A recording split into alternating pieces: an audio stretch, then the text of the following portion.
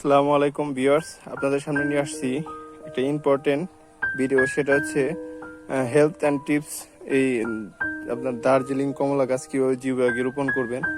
এই দেখেন, আমি ভিডিওটা শর্ট করার ক্ষেত্রে আগে থেকে কেটে নিয়েছি। দেখেন আমার এই যে রুটগুলো কি পরিমাণ বের হচ্ছে, দেখতেই পাচ্ছেন। এই যে সাদা সাদা, এগুলো কিন্তু রুট। এটা আমার এই দার্জিলিং কমলার একটা রুট। তো এটা 8x8 পলিসের ব্যাগে ছিল। এটাকে আমি এখন 18 ইঞ্চি টপ এরকম বা 16 ইঞ্চি টপ এই পরিমাণ একটা জিও ব্যাগের মধ্যে রোপণ করে আপনাদের দেখাচ্ছি যে আপনারা কিভাবে এই দার্জিলিং কমলা গাছ আপনাদের ছাদ বাগানে, বাসার আঙিনায় কিভাবে আপনারা এই জিও ব্যাগে রোপণ করবেন। তো ভিডিও ছোট করার ক্ষেত্রে আমি আগে থেকে সবকিছু রেডি করে নিচ্ছি। আর সাবধান, এই ধরনের রুট যেন কখনোই না ভেঙে যায়।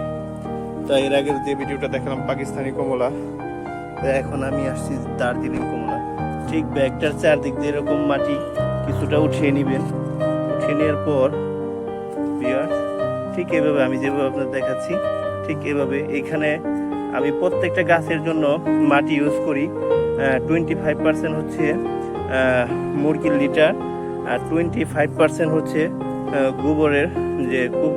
গোবরের যে জৈব সার হয় সেটা, আর বাকি 50% ইউজ করি মাটি।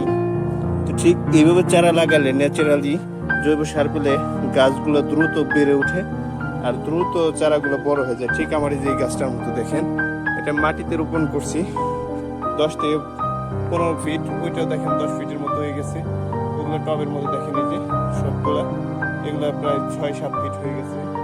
এই দেখেন এটা প্রায় 6 ফিট প্লাস। এই ড্রাগন চারা এগুলো সবই দেখেন এই যে ড্রামের ভিতরে যে আছে সব, এগুলো আমার জৈব সার। এখানে রাসায়নিক সার ইউজ করি বছরে 1 থেকে 2 বার। তো বেশিরভাগ সময় আমরা জৈব সার ইউজ করে থাকি। তো ভিউয়ার্স, ফাইনালি আমাদের হয়ে গেল। এখন আমরা এখানে ঠিক এভাবে আমরা মাটিটা দিয়ে দেব। তবে ভিউয়ার্স, খুব সাবধানে মাটিটা ইউজ করবেন, কারণ এখানে কিন্তু খুবই নরম নরম যে রুটগুলো বের হয়েছে, এগুলো জানি কোনোভাবেই না ভেঙে যায়।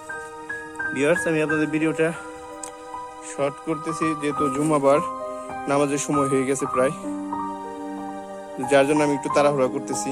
তো ভিউয়ার্স, মাটিটা দিয়ে আপনাদের সামনে আসতেছি। ভিউয়ার্স, এই যে আমার ফাইনালি গাছটা রোপণ করা হয়ে গেছে। তো আপনারা একটা সাপোর্ট দিয়ে নেবেন। আমি এখন সময় স্বল্পতার কারণে সাপোর্ট দেব না।